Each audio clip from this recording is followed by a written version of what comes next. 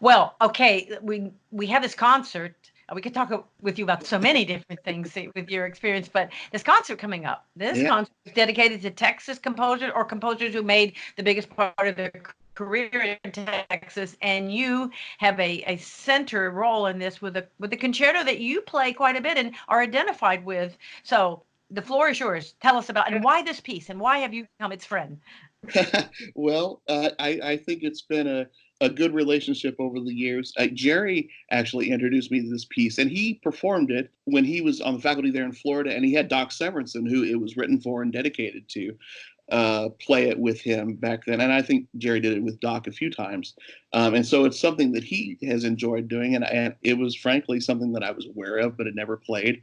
And he said, let's do this at some point. And so I said sure, and then I got the music and I looked at it and I was like, wow, this is going to take a substantial commitment of time, because it's just so the piece is really a workout for the solo trumpeter. It's a workout for the wind ensemble as well. But you know, it covers from trump for the trumpet from low written F sharp all the way to A flat above high C. So it's, you know, what is that, one, two, three octaves plus a major second. So that's a ton of range, and it's fairly loud. So it's taxing in terms of endurance, and it's fairly relentless. So it's a really great piece. I love it, but it, you know, I feel like I have to go through training to play it. You know, and I performed it. See, I did it with Jerry in Dallas. We recorded it on the album Redshift that I was lucky enough to do with the Dallas Wind Symphony at the time. I played it here at LSU. I did it in Hong Kong with Jerry once, actually, and now we're going to be doing it here. So, but I think I've played it. Out in Colorado with the Colorado Wind Ensemble as well. So, Oh. probably this is about 10 times that I've performed it, and I think Vince DiMartino, the great trumpet soloist, performs it as well, and maybe Alan Vizzuti's played it as well. But other than that, I'm not sure many other trumpeters are doing it. Maybe they're all smarter than us. I was going to say Fisher Tall was just a tremendous pedagogue with the trumpet, right? I mean, he it took that to make this piece happen, right?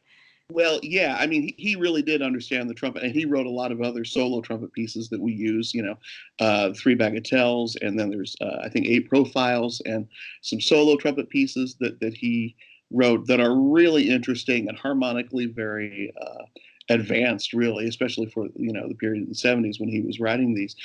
This second concerto was written in 1974, and it was actually written for Charles Fork and the Plano High School Wind Ensemble, and I think they did the premiere. I'm not sure when the premiere happened, but I know it was composed in '74. So it definitely has a very, very strong Texas tie, and of course, with, you know, Charles Fork and that great Plano band, you know, that was a huge tradition of commissioning works and a great relationship that he had with Doc. Oh, that's exciting. And then when you finish this concert, I guess you get dinner or supper if you're lucky afterwards. And then what happens with the whole band? Right, so What we get on a are you all going bus to go do?